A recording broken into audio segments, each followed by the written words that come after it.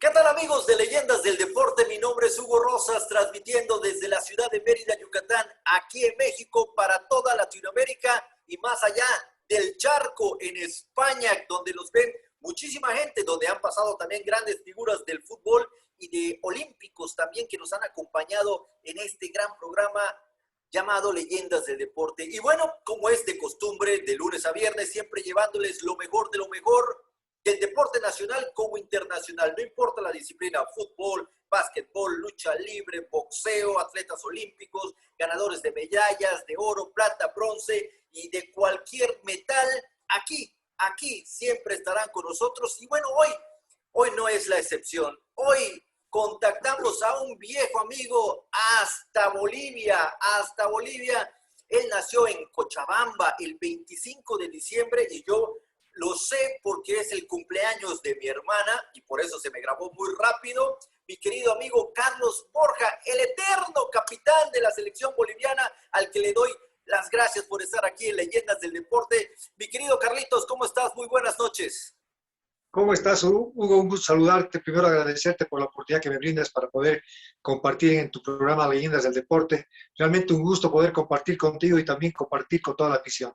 No, hombre, muchísimas gracias. Y bueno, todos estamos hambrientos de conocer esa gran historia, esa historia que empezó en 1977, si no mal recuerdo, hasta 1997 en un solo club, el Club Bolívar, uno de los grandes clubes de allá, de tu natal Bolivia. Y bueno, cuéntame, mi querido amigo, ¿cómo fue antes de ser profesional? ¿Cómo llegaste a esas instancias en nuestra época? Pues ya sabes, jugábamos en la calle, en el barro, poníamos dos piedras, ahora sí que la Copa Mundial era tal vez una botella de Coca-Cola, y el gordito era el portero, tú bien sabes cómo está la... Era el gordito era el portero o el dueño de la pelota.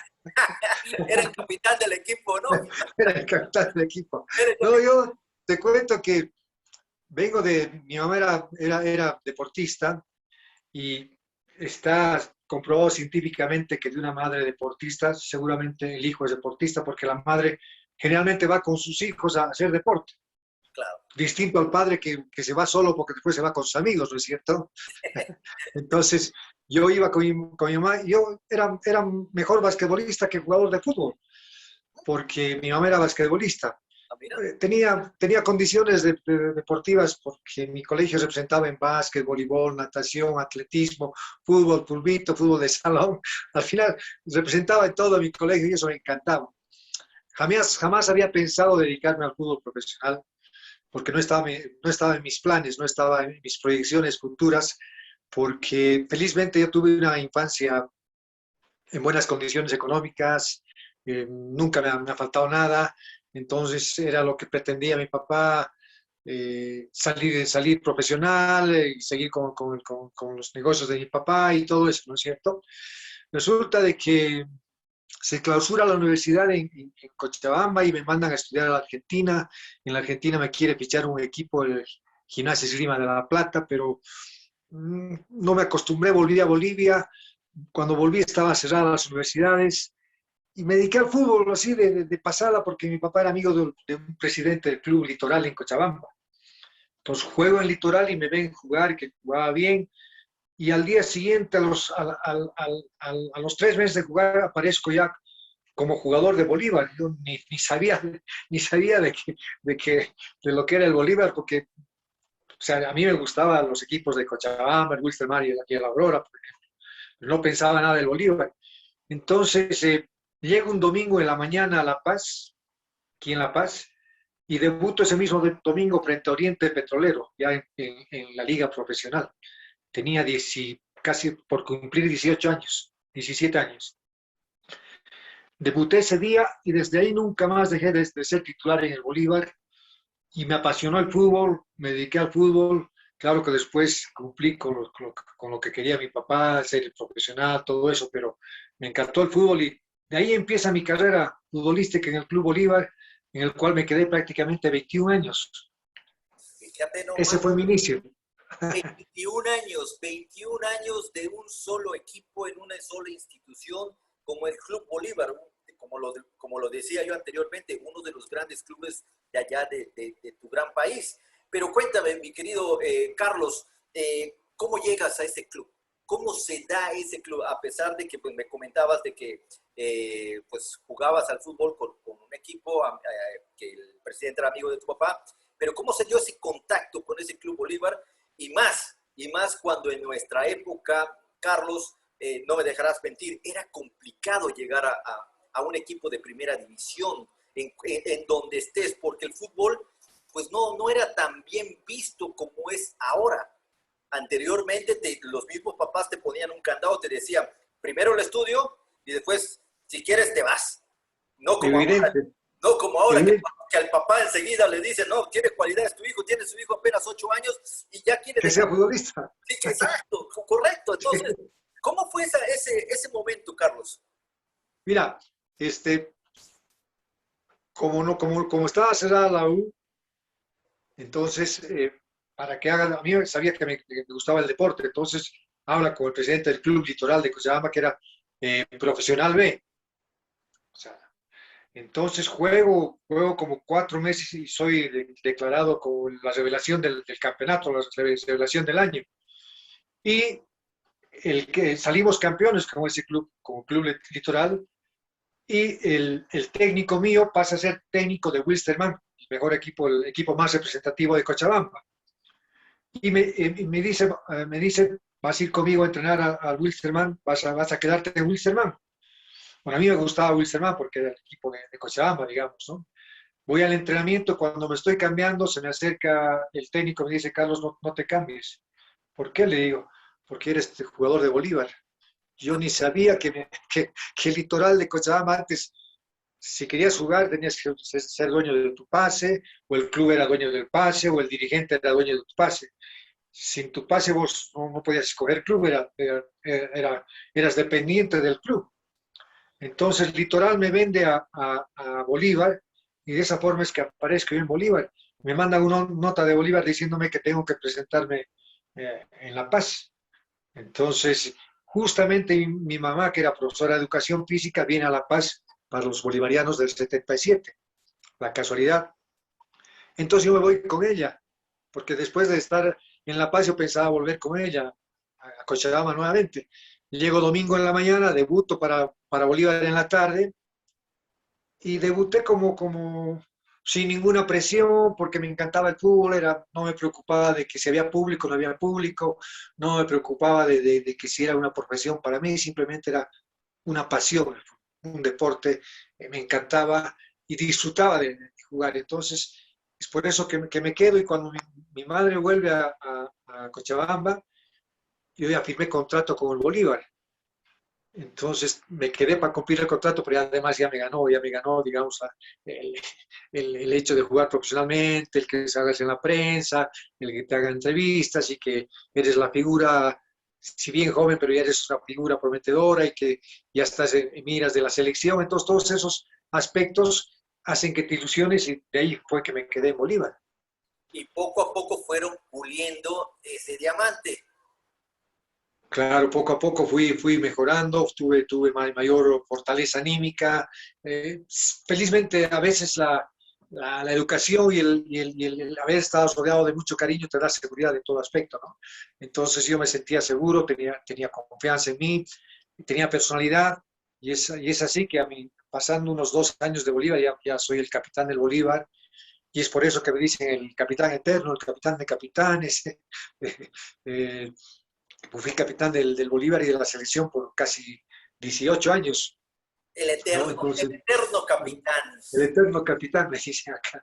Entonces, de ahí fue que me gustó el fútbol. El Bolívar me dio la oportunidad de llegar a la selección. Jugué 15 Copas Libertadores, 3 Sudamericanas, 8 Copas América, 5 eliminatorias. Y todo en Bolívar porque si algo he querido valorar más que el dinero ha sido la comodidad mía y de mi familia. Creo que esos aspectos son fundamentales para mí. El estar rodeado de gente que te quiere, que te reconoce y que sabe de tu esfuerzo y cómo eres, pues es algo invalorable y que felizmente hasta ahora lo tengo porque quienes hemos clasificado al Mundial del 94 somos pues los eternos mimados de la afición boliviana. Por supuesto, porque después de ese mundial, mi querido Carlos, Bolivia, deportivamente hablando, en el fútbol, quedó borrado prácticamente hasta la fecha. Y bueno, ahorita, si no me recuerdo, creo que están en último lugar en la Copa de la Conmebol. Somos los últimos. Y hace como 10 años o 15 años que no pasamos siguientes fases en Copa Libertadores, en Sudamericana tampoco. Lo que pasa es que nosotros habíamos pensado que la clasificación al Mundial iba a ser un punto de inflexión, pero no tomaron en cuenta que toda esa camada de jugadores algún día tenía que terminarse. Entonces dejaron de trabajar en divisiones menores, no generaron nuevos futbolistas, la estructura del fútbol boliviano está totalmente obsoleta, una dirigencia sin una visión de progreso, sin una visión de desarrollo, campeonatos mal planificados. Cada torneo, Hugo, acá en Bolivia siempre termina con algún paro, con algún problema, que a veces aparecen jugadores que no están habilitados, en fin, una serie de problemas que han afectado totalmente al fútbol y que han permitido que estemos en las condiciones en las que estamos, porque no han renovado figuras y no hay digamos, o sea, todos sabemos cuál es el diagnóstico de nuestro fútbol, pero nadie hace la cirugía correcta para poder mejorar. O sea, nadie se preocupa de hacer la cirugía para poder salir del bache en la cual estamos. Es una verdadera lástima porque es fácil llegar, pero mantenerse es lo más complicado, cosa que lamentablemente y desgraciadamente la Federación Boliviana de Fútbol no pudo hacer desde 1994. Y bueno, he platicado con contemporáneos tuyos, compañeros tuyos de la selección de Bolivia, de aquella selección, y me comentan realmente que no hay ni siquiera canchas de fútbol para la propia selección boliviana allá en La Paz, ni en ninguna ciudad de Bolivia, y eso es lo más lamentable del fútbol, ¿no? Sí, evidente, no, la selección no cuenta con nada, simplemente una oficina en la que está la dirigencia, pero condiciones para entrenamiento, para concentración, para no sé, si quiere una sala de reuniones, no hay nada. Pienso que la federación tiene buenos ingresos, pero el mal manejo económico, la poca visión del desarrollo, las peleas por llegar a la presidencia de la federación, eh, la estructura de nuestro fútbol, donde las asociaciones donde supuestamente tendrían que generar nuevos deportistas, nuevos futbolistas, no funciona, la liga profesional que ni siquiera es profesional, y la federación que simplemente es un ente de representación internacional. Entonces, en ese contexto es muy difícil poder encontrar un fútbol desarrollado y serio, que a veces la afición nos ha, nos ha vuelto un poco conformista con lo que es el de Bolivia. Claro, por supuesto, por eso de las figuras de las que habíamos estado hablando antes de empezar el programa, Carlos, pues ya no hay figuras, ya no hay esos nombres que se daban comúnmente en cualquier tipo de copa, llámese Libertadores, Sudamericana, Merconorte, Mercosur o la propia Copa América. Ya no hay esos ídolos, ya no hay, se acabaron. ¿Por qué? Porque lamentablemente desde muy temprana edad ya salen vendidos al extranjero y obviamente decae la calidad del fútbol latinoamericano o el fútbol sudamericano, si se puede decir de esa manera. Sí, evidente, o sea, el propio fútbol de Sudamérica, como tú mencionas, ha caído demasiado. Los mejores jugadores se van a Europa. No sé si ocurre algo similar en México. México siempre tenía una selección competitiva. Antes, cuando participaba en Copa América, llega a la final, inclusive en una Copa América. Eh, y los mundiales tenía su rol protagónico. Creo que ahora, ahora como representación genuina sudamericana, si no fuese por el refuerzo de los jugadores extranjeros que tienen las selecciones sudamericanas, estaríamos lejos de las competiciones. Claro, por supuesto. Pero bueno, regresemos otra vez con nuestro querido Carlos Borja, nuestro eterno capitán. Es muy fácil hablarlo, es muy fácil decir un solo club, más de 18 años como capitán de un equipo, como capitán de la selección, en más de 80 partidos internacionales, en una Copa del Mundo de 1994, pero algo debe tener Carlos Borja para que el compañero siempre le diga capitán. ¿Qué era lo que tenía Carlos Borja? Fue esa facilidad de llegar a mis compañeros, ¿no? Y sobre todo la honestidad de decir las cosas de frente. Eh, a veces que cuando había problemas nos encerrábamos en una habitación y arreglábamos cualquier situación, justamente como sea, y respetando los códigos del fútbol, ¿no? Reunión que se tiene, nadie se entera. Claro. Yo creo que esos valores siempre los he querido conservar. Ser siempre optimista, ser el primero en la preparación física, asumir las responsabilidades con la negociación con los dirigentes, estar equilibrado en las decisiones. Y tal vez yo soy ingeniero, Hugo, tengo una maestría en gerencia, entonces a veces la educación te ayuda también a poder desenvolverte y poder manejar algunos conflictos que puedan aparecer en un grupo, ¿no es cierto? Claro, por supuesto. El tema del liderazgo es fundamental dentro y fuera de la cancha, fundamentalmente afuera, porque han habido jugadores, sobre todo en nuestra época había jugadores que les gustaba la noche, que les gustaban los tragos, eso era normal, digamos, porque antes no se, No había tantas concentraciones.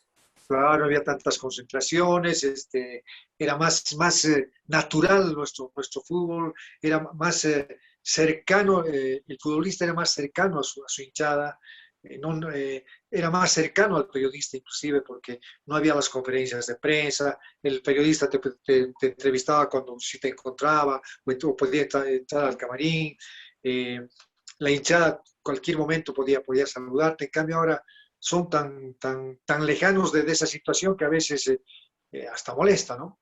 No, claro, por supuesto. Ahorita para pedir una entrevista o una nota, pues hay que pedirle permiso al jefe de prensa y el jefe de prensa te va a decir cuándo, si se puede o no se puede, cuáles son las preguntas que se van a hacer. Todo eso que antes pues no había. A veces, yo recuerdo en una ocasión, Carlos, estábamos en el hotel de concentración y entró la periodista, era mujer, la periodista dentro de nuestras habitaciones y nos pedía amablemente la nota. Y ya sea para mí o ya sea para el compañero, no había ningún tipo de problema, no había problema al respecto. Ahorita, no, o sea, esas cosas sería no sé, una bomba, estallaría, lo peor del mundo sería. Pero claro que sí, igual pasaba acá con nosotros. O sea, estábamos echando, aparecía el periodista y entraba y nosotros no teníamos ningún problema, digamos, porque había esa cercanía, esa confianza, esa afinidad. Y tampoco nos enojábamos cuando nos hacían las críticas, porque si algo nosotros hemos sido, la autocrítica es fundamental. Entonces, actualmente ahora se les dice algo y se enojan y no hablan con la prensa, digamos, ¿no? Es una reacción parece de enojo que no entiendo, pero que bueno, al final parece, circunstancias de esta época en la que vivimos. Pero de todas maneras, yo creo que la incursión del, del- del dinero ha cambiado bastante, ha trastocado mucho, digamos, esa cercanía que debería tener el jugador con la sociedad. Si algo hacía yo como capitán era justamente ir a visitar a los niños de los hospitales, porque a veces los niños no tienen esa facilidad de poder eh, tener una relación con sus ídolos, por lo menos darles un día de alegría para que puedan compartir con nosotros. Esas pequeñas cosas son los que deberían tomar en cuenta los jugadores de ahora, ¿no? Para poder engrandecer su humanidad y sobre todo el bien para la sociedad. Y es que ya cambió todo, mi querido Carlos, porque antes se veía ese tipo de reuniones donde los jugadores iban incluso hasta escuelas a hablar con los muchachos, iban como tú dices, a hospitales, porque al final de cuentas los aficionados llegan a ver a sus ídolos como futbolistas profesionales. como que son parte de que son los héroes en el deporte, ¿no? Y quisiera siempre estar en contacto con ellos, con una foto, con un autógrafo, cosa que ya no se da, cosa que se está perdiendo, paulatinamente se está perdiendo como se perdió el fútbol de antaño, donde había jugadores con grandísima técnica individual, donde había jugadores con una gran visión de juego, donde se jugaba incluso hasta de 3 toques con paredes en un 2x3. Ahora ya vemos un fútbol completamente diferente y no es que esté mal, tampoco está bien, ¿no? Porque deja el fútbol, ya no es tan como antes, donde pues sabíamos que había ídolos, sabíamos que en cualquier momento iba a pasar algo con algún equipo contra el otro equipo porque se traían ganas. Eso era el fútbol de antes. Pero claro que sí. Mira, si te nombro jugadores, ya, ahora los mejorcitos, Neymar, Messi, o sea, de esa capacidad técnica que da gusto ir a ver el fútbol con esa chispa de divertirse dentro de la cancha, son los dos más representativos, quizá alguno más, pero en esa época pues cada equipo tenía por lo menos unos 3, 4 jugadores. Si hablamos de Brasil estaba Zico, Falcao, estaba Sergio Junior, en fin, varios Sócrates. jugadores. México, Sócrates, o sea, era pues una delicia ver el fútbol de antes, ¿no? Y ese nivel competitivo te obligaba a mejorar, porque si querías competir con ellos tenías que mejorar sustancialmente para poder estar a la altura. Entonces creo que hay que ver una forma de recuperar ese estilo de fútbol, de recuperar ese espectáculo. Hay que ver alguna forma que no sea a través del dinero, porque ahora se gana mucho dinero, pero poco espectáculo, ¿no? Es correcto, es correcto. Y eso precisamente te iba yo a comentar, mi querido Carlos. ¿Recuerdas tu primer sueldo a comparación a los primeros sueldos del futbolista actual? Mira, mi primer sueldo era de $800 en el Bolívar. Para Bolivia era buen sueldo, ¿no? Y estoy en los primeros 4 meses en Bolívar cuando llega un técnico europeo, que era Pasic, un técnico húngaro. Y yo era titular en Bolívar.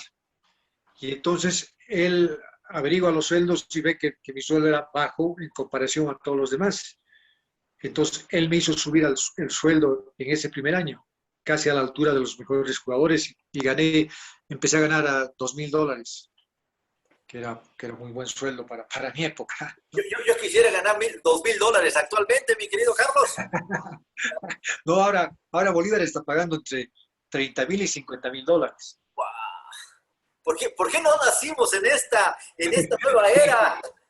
En serio. Mira, nosotros cuando fuimos a España para clasificar al Mundial, nuestro sueldo era, la selección, la federación estaba quebrada, no tenía ni un peso. Entonces fuimos al Centro de Alto Rendimiento, San Cugat, en España, y la federación solo le alcanzaba a pagar para un cuartito, que en realidad es para 2 personas para los deportistas, pero como no tenía plata, hicieron para 4 personas. Era un cuartito de 2x2 con un baño.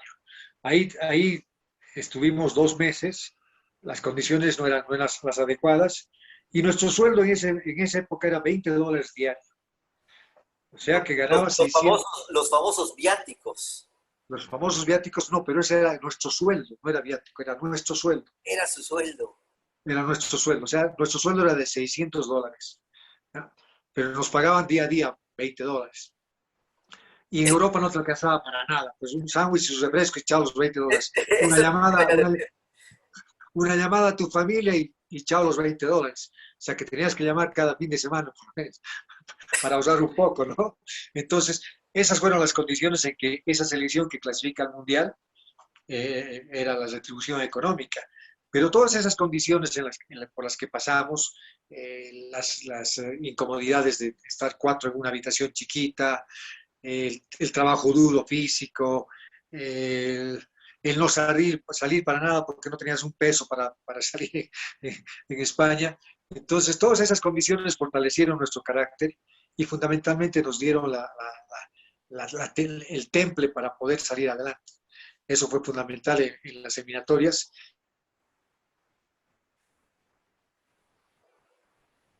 Ahí ya la selección cotizaba y tenía buen ingreso.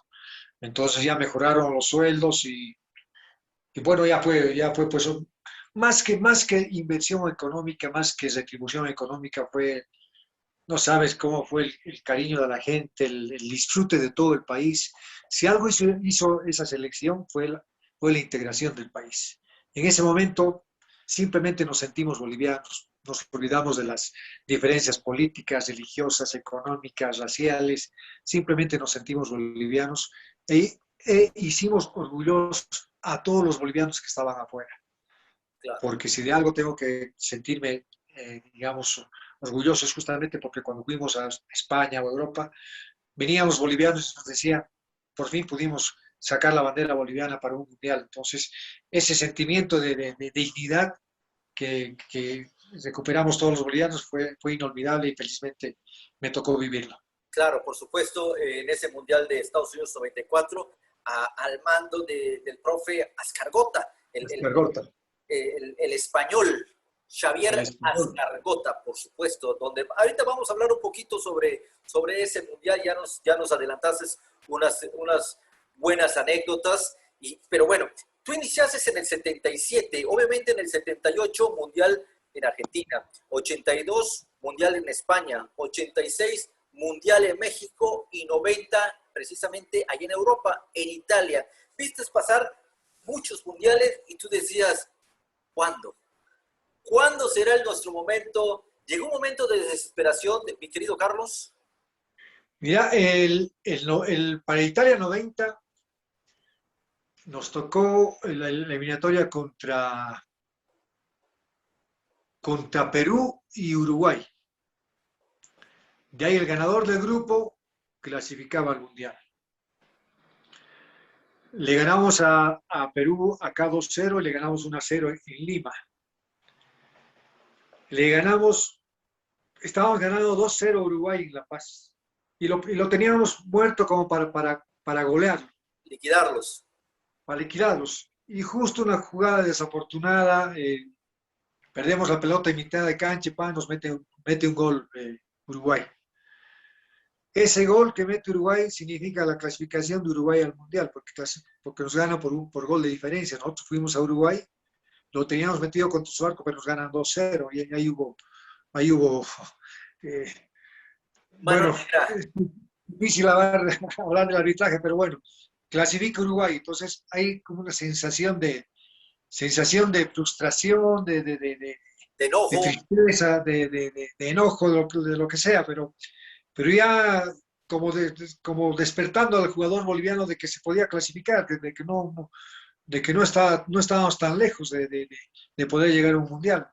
Entonces, esa base de esa selección, junto con los nuevos jugadores que aparecen, caso Echeverri, Platini Sánchez, Ramiro Castillo, todos los jóvenes, Julio Valdivieso, se hace una conjunción de experiencia y juventud, pero con mucha calidad técnica, con mucha respuesta física y fundamentalmente de mucha mentalidad. Entonces, esa conjunción hizo de que ya estuviésemos pensando, más allá de cualquier retribución, como te digo, económica, estábamos buscando la clasificación. No nos importaba si nos pagaban o no nos pagaban, queríamos clasificar. Porque después clasificamos y la retribución de la gente fue pues increíble. Y hasta ahora nos recuerdan, nos quieren, nos tratan con cariño, con respeto. Entonces, esas cosas no tienen precio. Y creo que eso se lleva en el corazón realmente y para toda, claro, para toda la vida. Correcto. Sí. 8 Copas América, mi querido amigo. Realmente decir una Copa América, bueno, pues ahí vas. 2, dices, bueno, ya tengo la experiencia de una. Pero 3, 4, 5, 6, 7, 8 Copas América, no cualquiera. Por allá, si no mal recuerdo, el que tiene el récord de Copas Américas, ahora sí que no sé si eres tú o Alex Aguinaga, con el que tuvimos la fortuna también de conversar con él, el ecuatoriano. No sé cuál de los dos tenga más Copas Américas. Yo jugué con Alex Aguinaga, otro gran representante del fútbol ecuatoriano. Y además, buenas personas, o sea, si nos encontramos, nos reconocemos y seguramente que charlamos como si fuésemos amigos de mucho tiempo. Me pasa lo mismo con el pibe Valderrama, con Chicho Serna, con Freddy Rincón, con Tino Asprilla. Generalmente hemos hecho muchos partidos, hemos eh, coincidido en muchos partidos con Colombia, como que se convertía con un partido clásico porque nos tocaba siempre con Colombia y les costaba y nos costaba a nosotros. ¿No? Recuerdo un partido en Machala, en Ecuador, una calor insoportable, no sabes lo que era eso. Y jugamos a la 1 de la tarde en una Copa América. Mirá, o sea, no, ya no importaba si corrías o no corrías, a ellos y a nosotros. Lo único que queríamos era correr al camarín para refrescarte. Abrías la pila y salía agua caliente. Era insoportable. Empatamos ese partido 1-1 con Colombia. Pero eran de esos partidos que daba gusto jugar. Daba gusto jugar porque Colombia tenía un equipazo. Salió invicto de la clasificación para el Mundial y fue el primero en irse en USA 94. Sí, sí, claro, por supuesto. ¿Cómo olvidar esa goleada a la propia Argentina, allá en Buenos Aires, donde les tocó Claro, 6-1 5-0? o 5-0, sí, sí. Sí, 5-0. Claro. Y Colombia estaba imparable. Llega a Estados Unidos y ¡plop! Ahora sí que como Condorito, plop, se Sí, se desbordó. cae y además estaba pues en una situación, el narcotráfico campeaba en Colombia y llega este muchacho Escobar, ¿no? El que Andrés lo, Escobar, Andrés Escobar, el que lo matan claro. por instrucciones de los carteles, ¿no? Pero Desgraciadamente se involucró mucho ese círculo negativo de la sociedad, se involucra en lo deportivo y bueno, esas fueron las consecuencias, lamentablemente. Volviendo al tema del fútbol, allá en Sudamérica, en la Conmebol, realmente es muy complicado. En aquellas épocas había jugadores talentosísimos en cualquier selección que tú quieras enfrentarte, pero no solo era enfrentarte a aquellos jugadores, a ese esquema táctico técnico que te ponía cualquier selección, sino que también era jugar en contra de las adversidades de la naturaleza o de la propia ciudad. Por ejemplo, en el caso de ustedes, La Paz. Bogotá, en Colombia, Barranquilla. Y lo mismo pasaba en diferentes países. Todos tienen ahora sí que su búnker para que el que vaya no salía, claro, claro, sí, sí. era difícil, Todo, pero todo- sigue siendo todas las difícil. selecciones, todas las selecciones tenían su sede para Sí, jugar. claro, por supuesto. Justamente escogían aquellas que tenían las mejores condiciones que afecten al rival y que sean favorables a la propia selección. Recuerdo que con Brasil nos hicieron jugar en Recife, ¿no? Una ciudad costera, pero tremendo calor. Jugamos y obviamente había que jugar. Y jugar obviamente en La Paz, la altura es complicada para todos, para quien no está acostumbrado. Pero la altura tiene sus secretos, ¿no? Toda la gente piensa que cuando está corriendo se agita y si corre más se le va a parar el corazón, pero eso es mentira. Si sigues corriendo no pasa nada, pasas el primer ahogo y ya estás, digamos. Claro que afecta un poco, pero ya estás, no es tan delicado como se imagina cuando estás totalmente agitado, pero sí te agitas y es Sí, complicado. Pero ni modo, yo te cuento que justamente en ese momento en la campaña para recuperar, digamos, para demostrar que la altura no afecta, nos convoca pues el presidente Evo Morales y nos vamos a una montaña que se llama el Sajama, que está a 6.000 metros. wow. Y ¿Cómo fuimos podías ahí, respirar? y fuimos ahí, pues, y jugué a los 6.000 metros un partido de pulvito televisado para todo el mundo. Y no tenías que agitarte porque estabas demostrando que estabas cansado. A 6.000 metros no sabes cómo te faltaba el aire. Pero igual jugamos un partido de fútbol allá en plena nieve, a los 6.000 metros. Pues fue para demostrar de que se puede jugar en la altura. Wow, no, no, no, eso sí es para hombres ese partido a 6.000 metros de altura. Realmente es algo difícil, complicado. Si a los 3.000 te estás ahogando, te hace falta la respiración, no quiero pensar a los 4, 5 o 6.000. Realmente ahora sí que es un desafío muy, muy fuerte al cual ustedes pues vencieron a duras penas, pero al final de cuentas los vencieron porque pues son atletas, eran atletas de alto rendimiento. Mi querido Carlos, Sí. Pichicho, Pichicho, ¿quién te puso Pichicho?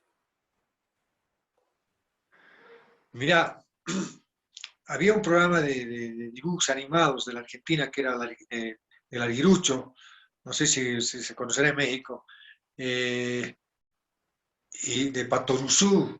Había un perrito chiquito con el pelo enrulado. Y Jesús Reinaldo, que era compañero, me dijo Pichicho, y desde ahí me quedé con Pichicho. Desde el año que llegué a Bolívar, me llamaron Pichicho, me quedé como Pichicho ahora. Y es un apodo capitán de capitanes, digamos, ¿no?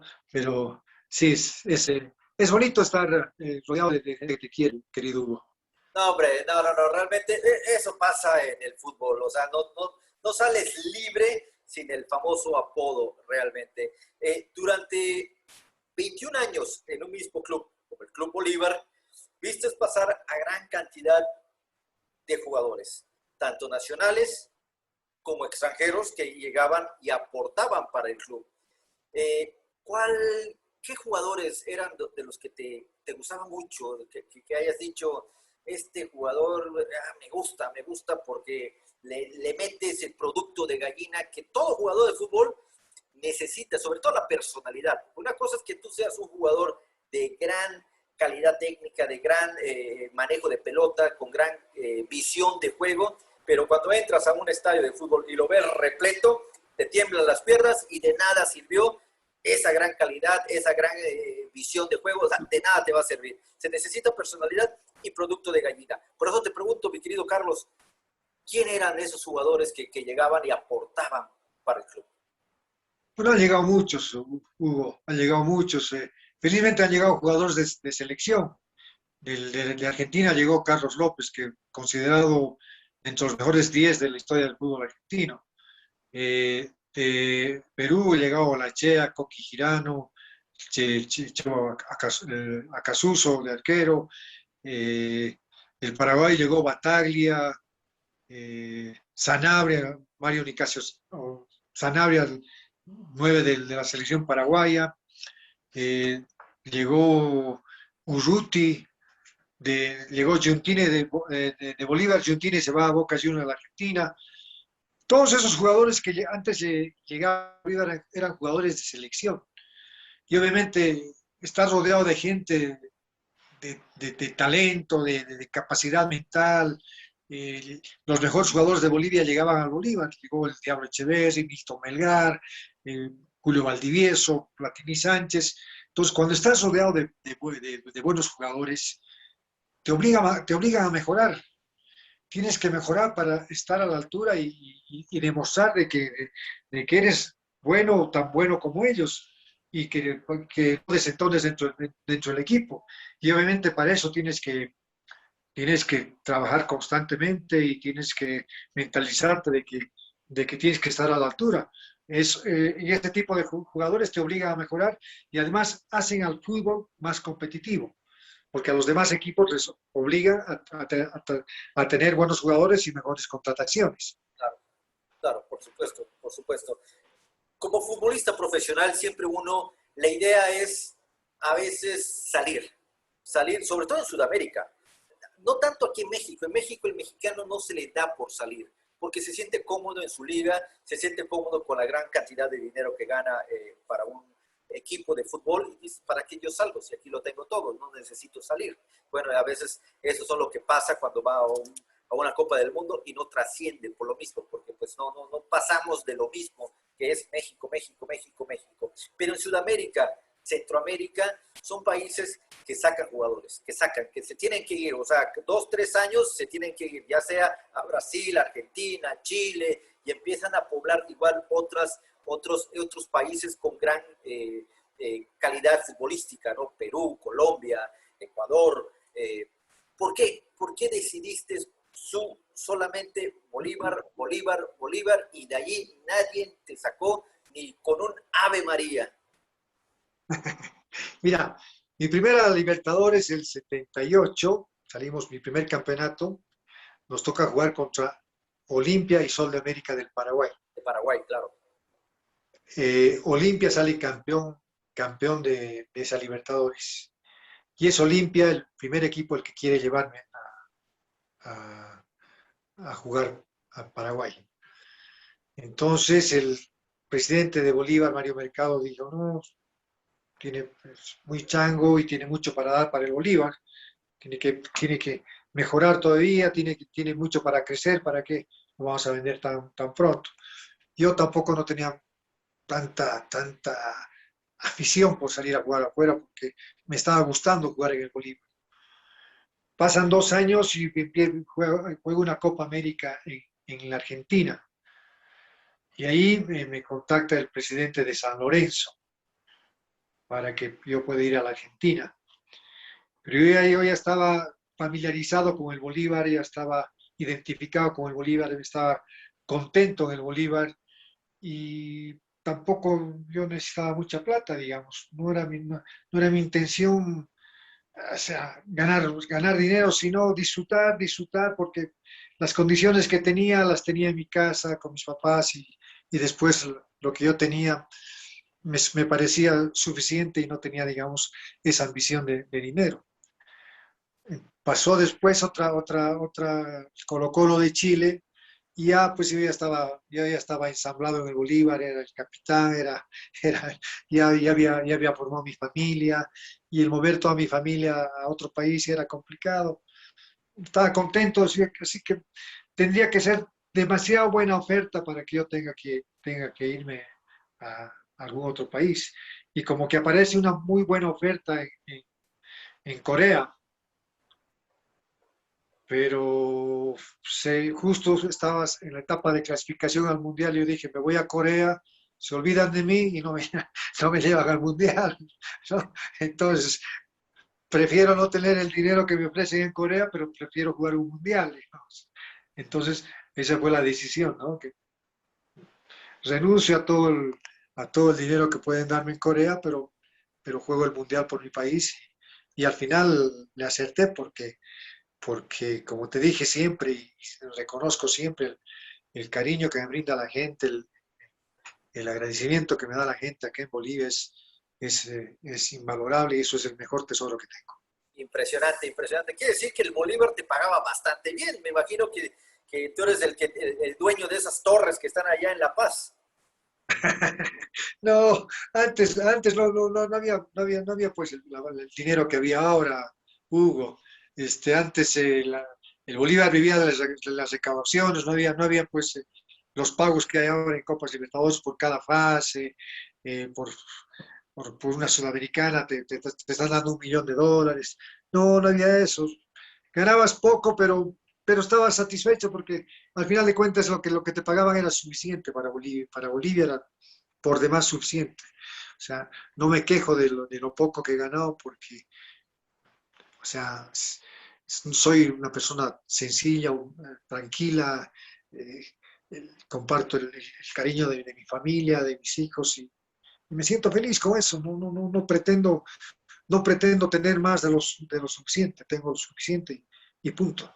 Claro, por supuesto. Y gracias a esa declinación que tuviste para viajar a Corea, te integras a esa gran selección boliviana del 94, donde ahora sí que cierran filas. Nos comentabas que viajan a Europa, a España para la preparación mundialista, donde se empiezan a concentrar ahora sí que con lo que había, un cuarto de 2x2, 4x4, pero para 4 personas. No había las comodidades para un equipo, para una selección mundialista, pero sin embargo ustedes cerraron filas y abren el mundial enfrentándose ni más ni menos que a la poderosa y campeona Alemania, allá en Estados Unidos 94. Sí, claro, o sea, como te dije, tuvimos dos etapas de trabajo. Uno previo a la clasificación, previo a las eliminatorias, donde nos vamos 2 meses a España, ahí las condiciones no eran, eran paupérrimas. Jugamos las eliminatorias, clasificamos, volvemos a España ya en mejores condiciones. Ahí hacemos una serie de partidos en Europa, donde la selección agarra confianza y jugamos contra Irlanda del Norte, contra Bulgaria, eh, varios partidos allá, y retornamos directamente a Bolivia, y de la Bolivia nos vamos a Chicago, a Boston. Nos, oh, nos alojan en una universidad para hacer un trabajo previo y después nos vamos ya a un hotel con la selección. Entonces, felizmente el sorteo nos da la posibilidad de inaugurar el Mundial. Yo creo que son coincidencias que muy difícilmente pueda nuevamente tener Bolivia, ¿no? Clasificar una vez, por primera vez al Mundial, inaugurar el Mundial, jugar en un país que por primera vez organiza un Mundial como Estados Unidos. En fin, o sea, se dan tantas situaciones que yo creo que va a ser muy difícil que se pueda repetir. Ojalá Bolivia clasificara al Mundial, pero inaugurar un Mundial nuevamente va a ser muy, muy complicado. Entonces llegamos al Mundial con mucha confianza, con mucho optimismo. Pensábamos hacerle un mejor partido a Alemania, ser un poco más ofensivos, pero a veces el, el, como que el torneo te consume, ¿no? Te quita un poco esa concentración que debías tener. Y nos costó los primeros 5 o 7 minutos, pero ya después desarrollamos nuestro mejor fútbol y pasó lo que pasó, pues un gol, no sé si hasta ahora fue buen gol o no fue buen gol, o sea, pero de todas maneras creo que hicimos un buen mundial. ¿Cómo? Contra Corea, pues teníamos que haber ganado. Un compañero mío falla un gol porque según él escucha el pitazo del árbitro, ya con arco desguarnecido y justo me pega afuera. Y después ya contra España teníamos que salir a ganar porque era la única forma de clasificar y cambiamos un poquito el esquema y ahí se pasó pues nuestra participación en el Mundial 94. En esa selección, mi querido Carlos, si no mal recuerdo, tanto tu persona como la de Milton Melgar eran los dos jugadores de experiencia, si se le puede llamar de esta manera. Sí, éramos los mayores. Bueno, el mayor era Carlos Truco, que creo que trabaja en Pachuca, Carlos Truco. Carlos Trabaja Trucos. en Pachuca, ¿no? Sí, sí, sí, Eh, correcto. él y Milton y mi persona éramos los mayores. Yo les decía, muchachos, tranquilos, no se preocupen, que tenemos unos dos mundiales más por delante, así que vamos a estar presentes ahí. Porque ese era mi carácter, era optimista y jamás me sentí viejo en ningún momento. Y yo les digo hasta ahora, yo tengo la edad de mis ilusiones, como mis ilusiones se renuevan cada instante, entonces soy sumamente joven. Así que tienen que pensar, les decía a todos los demás. Y ellos tomaban ese optimismo como un mensaje de ser positivos en la vida y creo que eso me ha favorecido mucho para poder desarrollar mi personalidad dentro del campo de juego y fundamentalmente en mi vida privada. Claro, mi querido Carlos, realmente a pesar de que una Copa América, pues estabas acostumbrado a jugarlas, Copa Libertadores, están acostumbrados ustedes a jugarlas, o sea, no hay problemas, o sea, podrán pasar dos, tres y seguirán siendo lo mismo en los partidos de fútbol. Pero una Copa Mundial, mi querido Carlos, es muy diferente, es un sabor completamente diferente, se maneja de otra forma.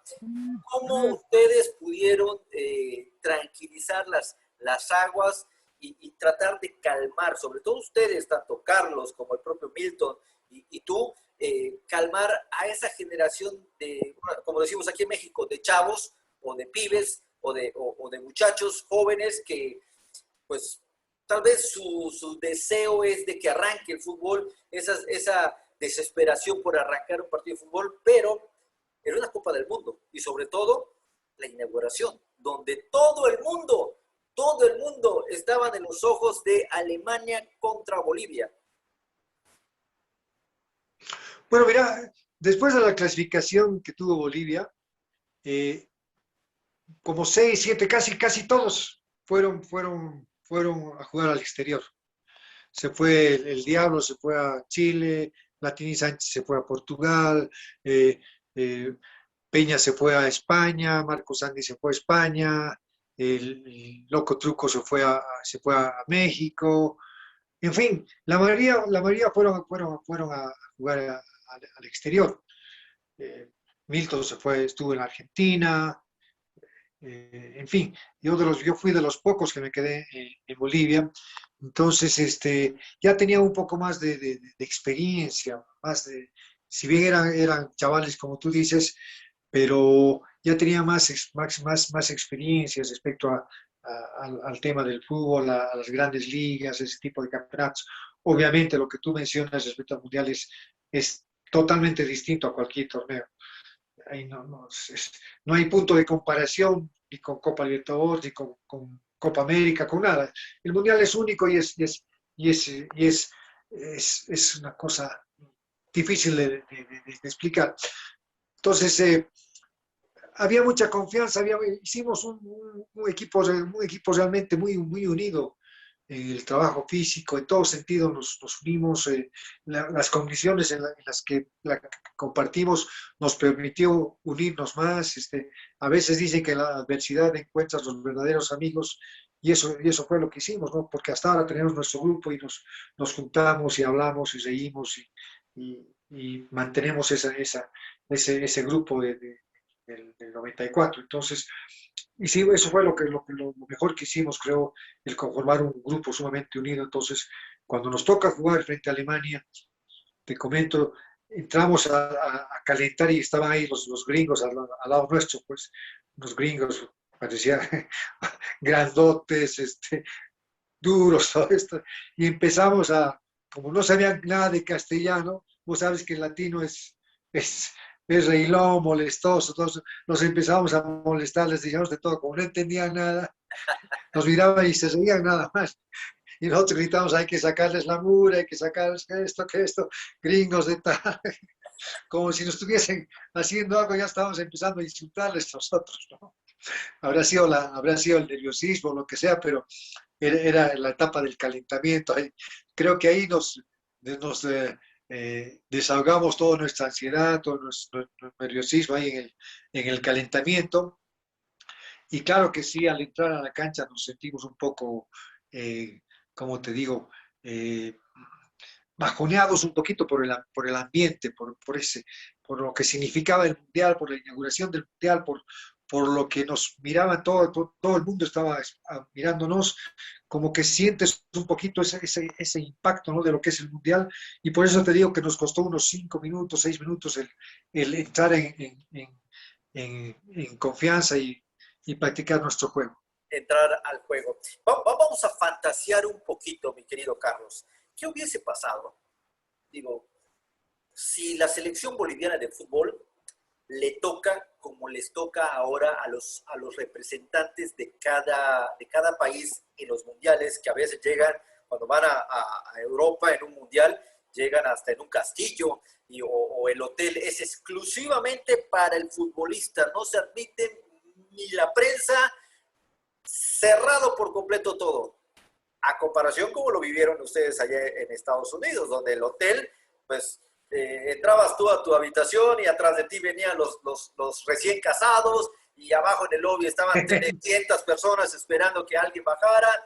No había eso. Pero bueno, vamos a suponer que están ustedes en un hotel completamente para ustedes, listos, ya programados para el partido contra Alemania.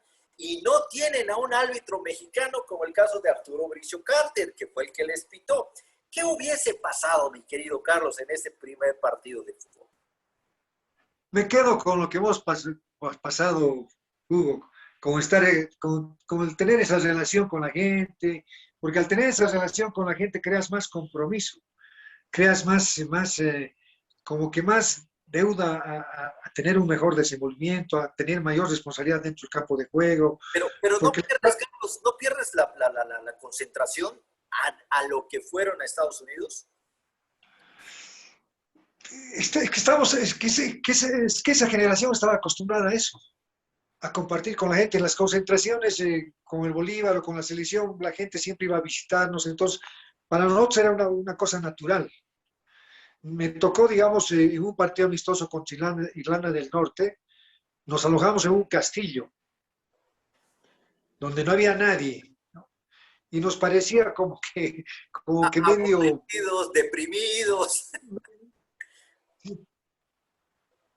sí, medio olvidados, medio apartados, pensando en el conde Drácula.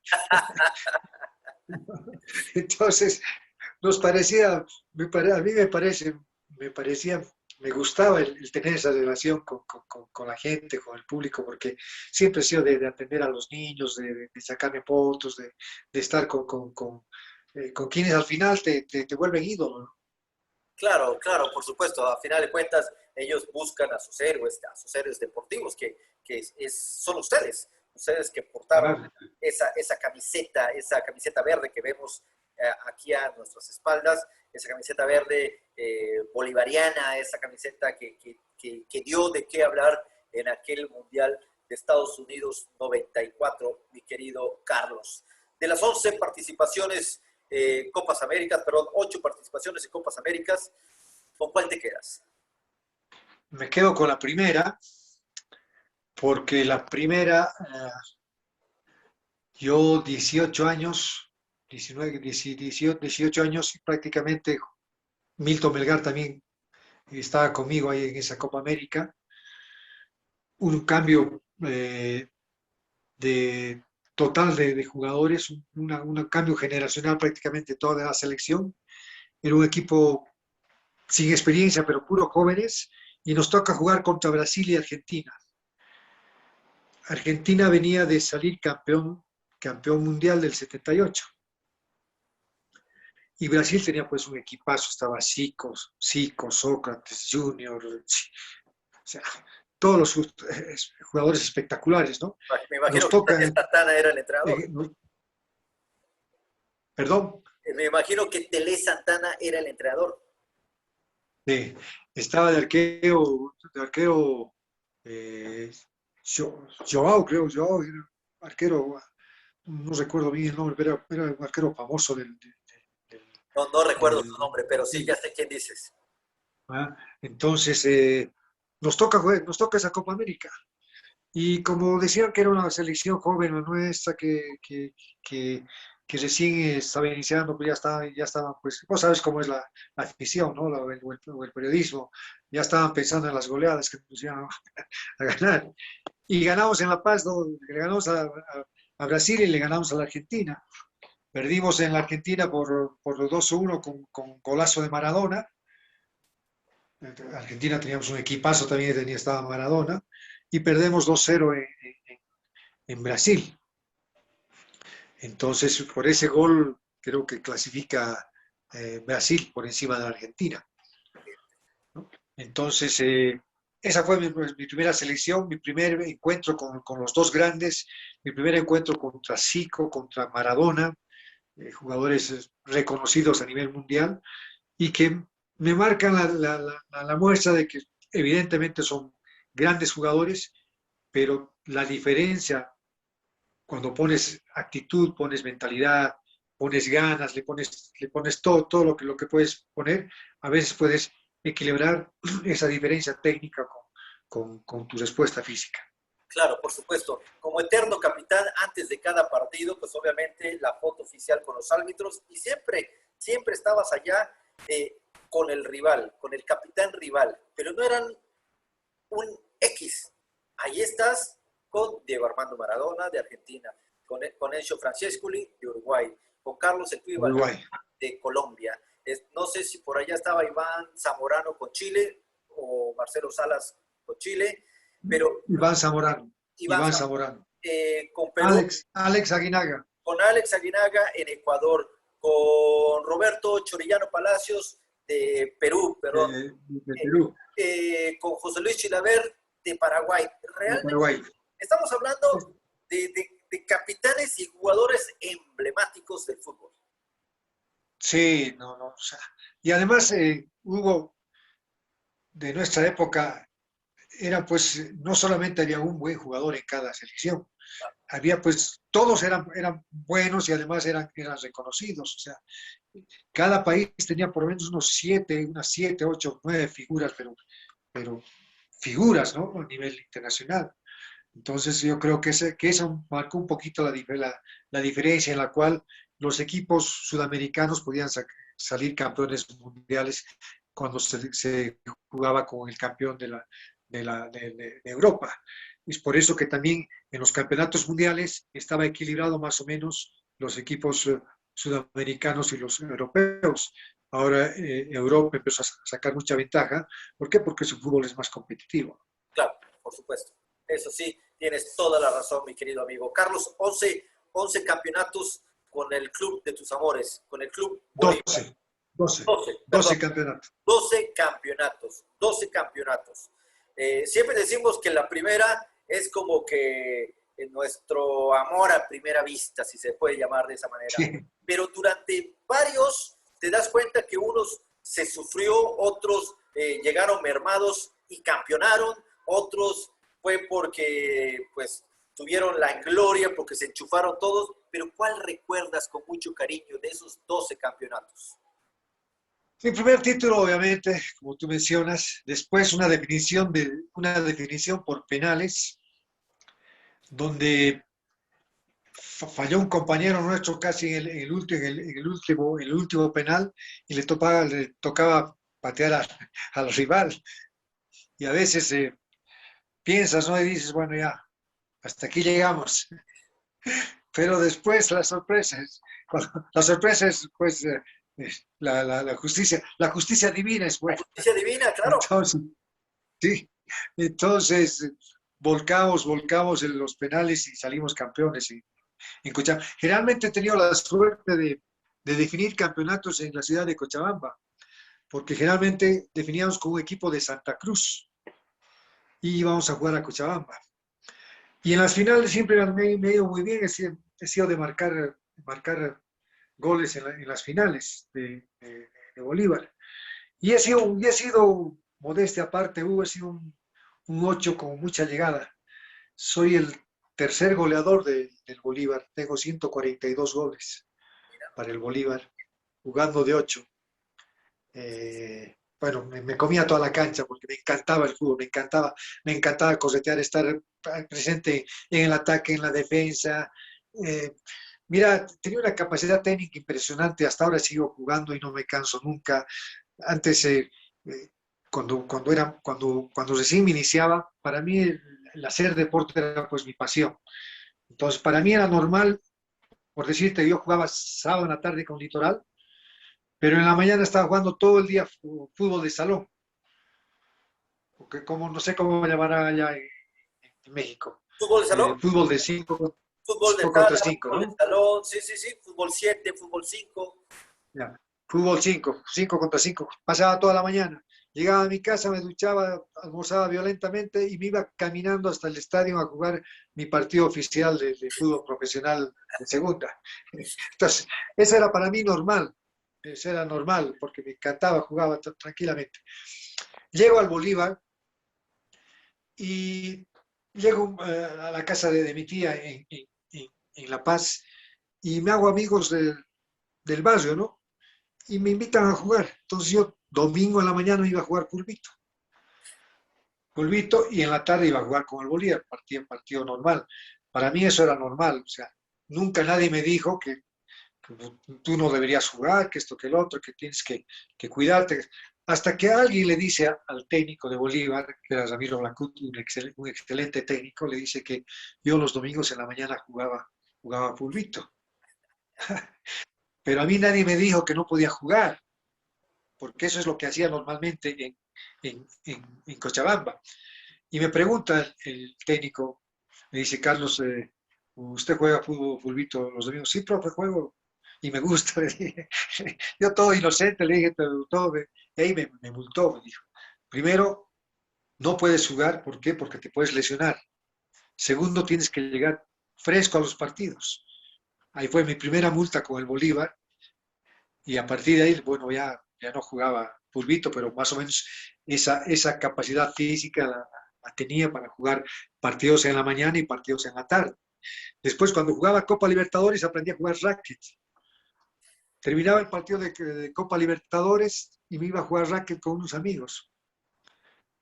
¿Por qué? Porque el físico me daba. Entonces, de esa forma es que yo jugaba de 8, entonces llegaba para defender, llegaba para atacar. Tenía un recorrido, pues, eh, de buen nivel para poder responder a las exigencias de cada partido. Realmente eres un superatleta, mi querido Carlos, porque después de un partido de fútbol profesional, que te vayas a jugar racquetball o estar con tus cuates o tus amigos de la cuadra, jugar otro futbolito por allá, eres un superatleta realmente. Uno llega, No, me encantaba. Cuando aparte, algo te gusta, Hugo, cuando algo te gusta, lo haces con por amor, diversión, por con diversión, amor, te sale, no sientes cansancio, por, te diviertes, por ¿no? Y eso supuesto. es lo que pasaba conmigo. Después ya me fui convirtiendo más profesional por el tema de lesiones, por el tema de cuidar el físico, de cuidar sobre todo el ejemplo para mis compañeros, el hecho de capitán te trae otras responsabilidades, porque no solamente son palabras, son acciones las que tienes que mostrar con tus compañeros. Entonces ya te vuelves más disciplinado, más serio, pero sin dejar, digamos, de lado ese gusto por jugar, ¿no? Sí, claro, la responsabilidad que tienes que tener ya como futbolista profesional y dar el ejemplo para los chavos que vienen atrás Claro. en las básicas o en las inferiores, no sé cómo le dicen en Perú, perdón, en Bolivia, pero los que se están formando apenas, darles esa motivación para que puedan alcanzar sus sueños. Carlos, realmente después del fútbol hubo una etapa como político, si no mal recuerdo. Sí, mira, o sea, el fútbol me dio esa facilidad, ¿no? De que sea reconocido y fui diputado uninominal. Eso significa que eres elegido por el pueblo, que está sometido a una votación. Claro, Y me presenté por una circunscripción y salí ganador. Cumplí las promesas que había hecho, que fundamentalmente era sacar la ley del deporte. El deporte boliviano necesitaba una ley, saqué esa ley, me costó como 3 años de, de andar negociando con los involucrados del deporte, bien, sumamente complicado, pero fue una bonita experiencia porque no me cambió para nada mi carácter, no cambió mi forma de ser. Es más, toda la gente que conocí en la política me recuerda con bastante aprecio porque siempre es una persona correcta y me encantó, digamos, el participar también en ese aspecto. Luego fui viceministro de Deportes, invitado por Evo Morales. He sido gerente comercial de una cadena de televisión. He sido a cargo de una dirección ejecutiva de una empresa, he ejercido mi profesión y ahora estoy felizmente en familia, cuidándonos por el tema de la pandemia. Lamentablemente la pandemia ha cambiado totalmente la forma de vivir de todo el mundo. claro. Ojalá pudiera abrazarme con mis amigos, pero a veces esta situación no nos permite, así que el abrazo sincero para todos los amigos que me conocen y que los recuerdo siempre. Claro, claro. Realmente me imagino que dejaste ya atrás todo lo que fue lo político y bueno, ¿en algún momento recuerdas tu pasado? ¿Extrañas el fútbol, mi querido Carlos? Extraño, o sea, el estar en una cancha de fútbol, pero soy realista, ¿no? Sigo jugando, me encanta. eh, Digo, como tú dijiste antes, ¿por qué no he nacido en esta época? Hubiésemos sido por lejos los mejores del fútbol. Pero bueno, de modo hay que apoyo a mi club. Sufro por la condición en la que está el fútbol boliviano, pero la nostalgia normal de cualquier persona que se fue una vida hermosa en el fútbol, pero con la realidad puesta en el día a día. y en el disfrutar, ahora esta pandemia nos ha enseñado a disfrutar del día a día porque no sabes lo que va a pasar mañana. Claro, ¿te retiraste del fútbol contento o el fútbol desgraciadamente te retiró, mi querido Carlos? Mira, me he retirado del fútbol porque ha sido decisión mía. Pude haber jugado unos 5 años más porque físicamente estaba por encima de cualquier jugador, pero como que ya me cansó la mente, digamos. Me cansó el estar continuamente en la brega por la disciplina de los demás, por la motivación, y porque veía que el fútbol se estaba cayendo, porque iniciaron los famosos reglamentos de que los sub-20 tenían que jugar porque no había promoción de jugadores, cuando ese no es el remedio. El remedio es generar jugadores y que jueguen por rendimiento. Y que empezaron a decir, la prensa empezó a decir que la selección debería ser puro jóvenes y que la selección tenía que utilizar a los jóvenes, con algo que yo estoy totalmente en desacuerdo, porque la selección, para mí, ¿qué es la selección? La selección es la elección de los mejores jugadores que nos representan, que se presentan al país. La selección no está para promocionar a los jugadores. La promoción de jugadores viene del fútbol, de la estructura del fútbol. La promoción de jugadores viene de las divisiones menores y juegan, y los jóvenes deberían jugar por rendimiento, no porque sean jóvenes, no porque tengan 20 años, sino porque merecen jugar por su rendimiento. Y si yo tengo que elegir entre un jugador de 20 años y un jugador de 30 años, pero el jugador de 30 años me rinde más que el joven, lo elijo al de 30 años, porque el de 20 años tiene que aprender a superarse para llegar a la altura del de 30 años. Entonces, ese pensamiento es con el que he venido peleando con la dirigencia y con el periodismo acá, y por eso, digamos, con alguna dirigencia no me llevo bien. Es por eso que todos mis compañeros han sido técnicos de la selección, pero yo jamás he sido técnico de la selección. ¿Por qué? Porque yo soy una persona que les dice de frente las cosas y que me ha acostumbrado a hablar así. Me ha acostumbrado a ser crítico en el fútbol, a ser crítico con la situación que pasa con nuestro fútbol, porque esa es la realidad. Mientras la dirigencia no despierte de su letargo y no sea mediocre en su accionar, va a ser muy difícil que Bolivia pueda recuperar el sitial que tenía en su momento. Y es que desgraciadamente, Carlos, este es un mal mundial, que no le puedes hablar con la verdad a la sociedad, porque es una sociedad hasta cierto punto con doble moral, no aceptan la realidad a sabiendas de que la realidad está mal, no la aceptan, sino que el culpable es uno por criticar lo que es la realidad, como el caso del fútbol de allá de Bolivia, ¿no? Ya por último, mi querido Carlos Borja, si fueras presidente de la Federación Boliviana de Fútbol, ¿qué cambiarías? ¿Desde dónde cambiarías este esquema, esta estructura para volver a llevar a Bolivia, que tanto queremos ver en algún mundial o por allá que luche por una Copa Libertadores o por una Sudamericana, o verlos también luchar en las Copas Américas, porque ustedes están allá, ustedes pertenecen a A la Conmebol. a la Conmebol, donde están rodeados de un montón de grandes instituciones, donde no es fácil, pero es fácil aprenderles también a los buenos, porque de eso se trata, aprenderles a los buenos y ser mejores que los buenos. Ustedes están allá.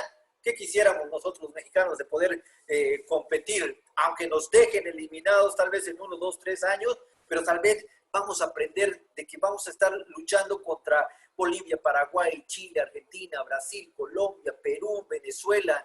Realmente es una región muy competitiva, mi querido Carlos.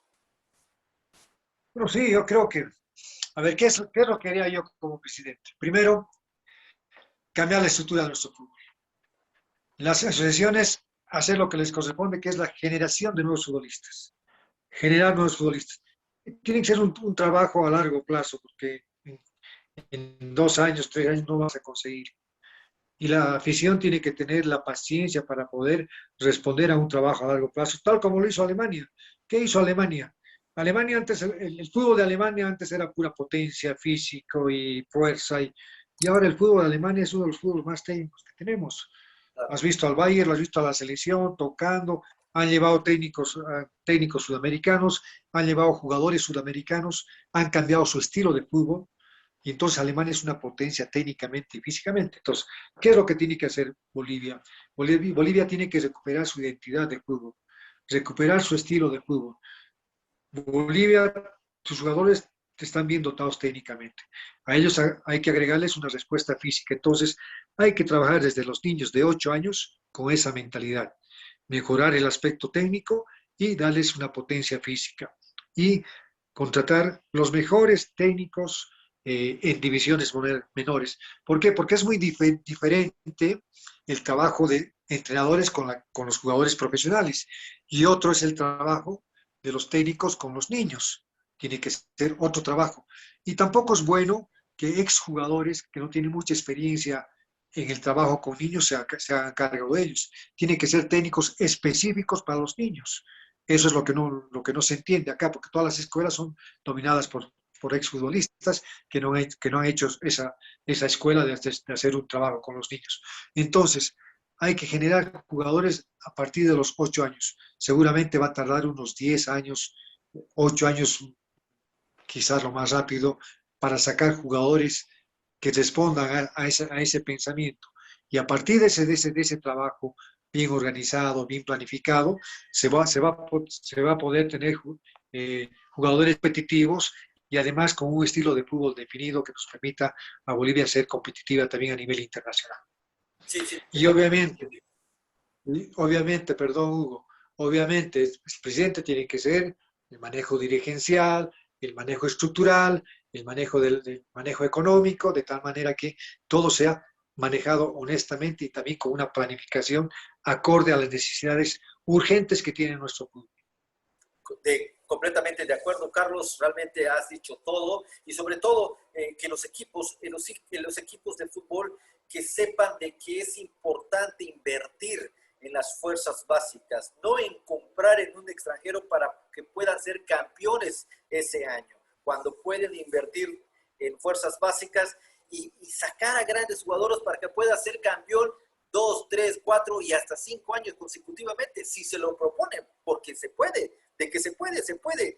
Dejar de pensar que este año va a ser mío y no me va a importar el siguiente, voy a trabajar en este. Y esto es lamentable porque es lo que pasa con todos los equipos de Latinoamérica. En Europa, por algo son los mejores, porque ellos piensan a futuro, y en Latinoamérica, desde Estados Unidos hasta Chile, siempre pensamos en este torneo. Este torneo es el que debemos de ser campeones y voy a comprar al mejor jugador de Bolivia, al mejor de Perú, al mejor de Paraguay, al mejor, porque aquí juegan como 10 extranjeros por equipo, para tu información, para que no pienses de que la Liga Mexicana de Fútbol es algo de lo mejor. No, realmente han tapado mucho al nacional y cada vez se ve jugadores nacionales que pues no les queda más remedio que buscar en otros lugares. Incluso los mismos muchachos ahora van mejor a Estados Unidos porque les ofrecen un contrato allá de lana, de dinero, y prefieren irse a Estados Unidos que estar en la banca en su equipo porque pues vinieron como 10 jugadores del extranjero y hablar.